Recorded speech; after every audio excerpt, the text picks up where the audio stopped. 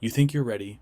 You've got your bug out bag packed, your shelves stocked, and your weapons ready. You've prepared for every disaster scenario imaginable, but there's a dark truth many preppers miss.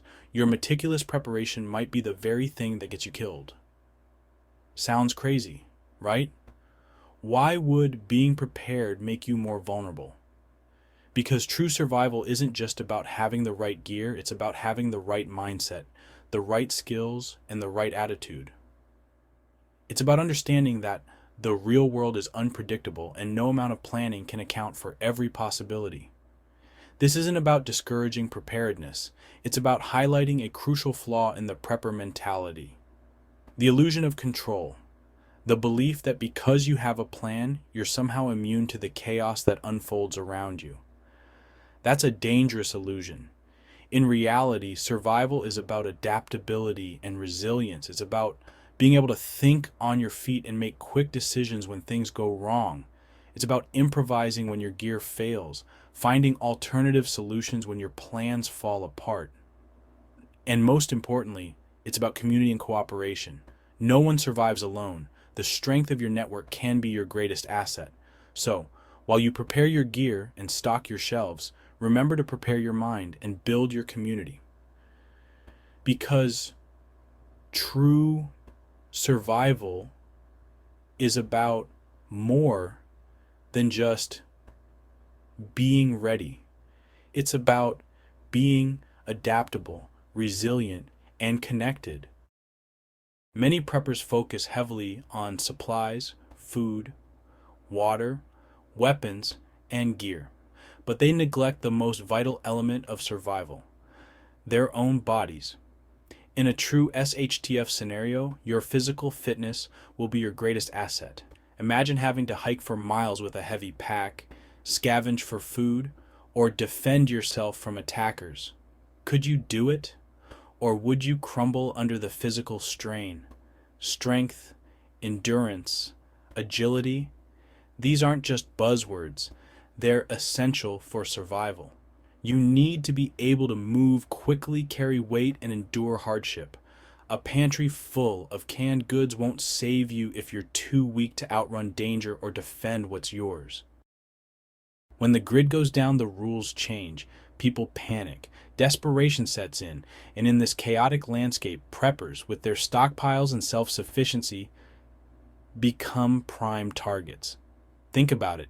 You've spent months, maybe years, accumulating supplies, fortifying your home, and preparing for the worst. But all that preparation also makes you a beacon to those who didn't. The key is to blend in, not stand out. Don't advertise your preparedness. Keep a low profile. And remember, the goal is to survive, not to become a walking target for desperate neighbors or roving gangs.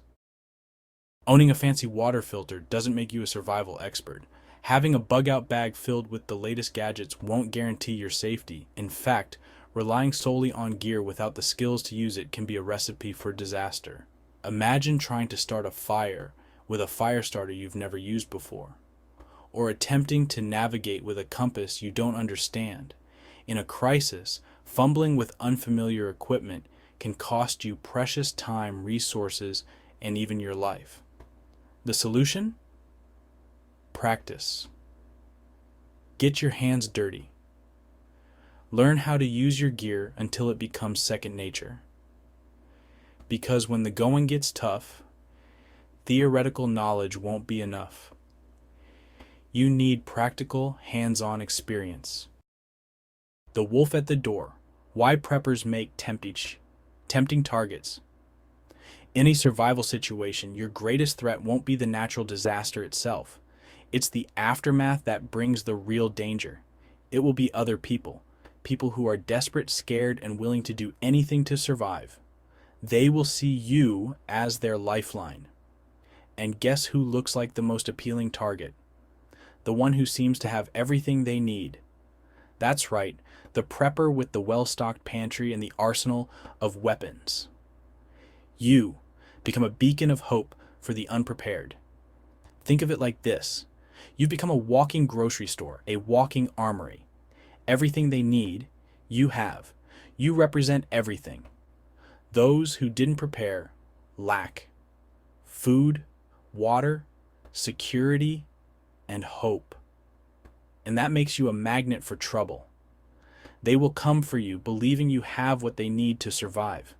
The best defense against this threat is stealth and secrecy. Don't advertise your preparedness. Don't flaunt your supplies. Keep a low profile. And be prepared to defend yourself and your family if necessary. Your safety depends on your ability to stay hidden and protect what you have. The arrogance of preparedness. Why overconfidence can kill. Being prepared is essential, but it can also breed a dangerous sense of overconfidence. The belief that you've got it all figured out, that you're somehow immune to the dangers that others face. This arrogance can lead to complacency, recklessness, and ultimately disaster. Remember, no plan survives contact with the enemy. No matter how meticulously you've prepared, there will always be unexpected challenges, unforeseen circumstances, and situations you simply couldn't have anticipated. The key is to remain flexible, adaptable, and humble. Don't let your preparation morph into arrogance. Be willing to adjust your plans, learn from your mistakes, and accept that you don't have all the answers. Adaptability. The ultimate survival tool. The one constant in a crisis is change. Situations evolve rapidly. Plans fall apart. What worked yesterday might not work today. That's why the most valuable survival skill isn't marksmanship or fire starting. It's adaptability.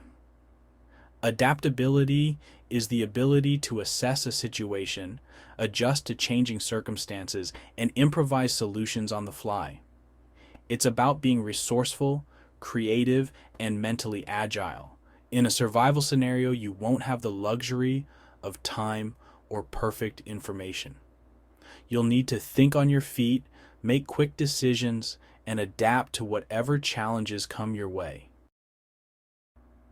Beyond stockpiling, the true meaning of preparedness. True preparedness goes beyond merely stockpiling supplies and mastering survival skills. While these are important, they are just the beginning, cultivating a mindset of resilience, resourcefulness, and mental fortitude. This means being able to think on your feet and adapt to changing circumstances. Preparing not just for the event itself, but for the long, arduous journey that follows. The aftermath can be just as challenging, if not more so, than the initial event. Building a community of like-minded individuals who can support each other in times of need. A strong community can make all the difference when facing adversity. Understanding the importance of mental and emotional well-being, as well as physical survival. Mental health can be a crucial factor in how well you cope with difficult situations. Remember, the goal isn't just to survive, it's to thrive. Thriving means finding joy and purpose even in challenging times, to rebuild, to adapt, and to create a new normal in the face of adversity. This requires flexibility and a willingness to embrace change, and that requires more than just beans, bullets, and bandages. It requires a holistic approach to preparedness. It requires a spirit of resilience, a commitment to community, and an unwavering belief in the human capacity for adaptation. Together, we can face any challenge and come out stronger on the other side. Be ready for anything. The world is an unpredictable place. Disasters can strike anytime, anywhere. But that doesn't mean we have to live in fear. It means we need to be prepared, not just physically, but mentally and emotionally as well. Remember, true preparedness isn't about paranoia or isolation. It's about empowerment, resilience, and the ability to face whatever challenges life throws our way. So get prepared, train hard, stay vigilant, and most importantly, never give up hope. Because in the end, our ability to adapt, overcome, and rebuild is what makes us human.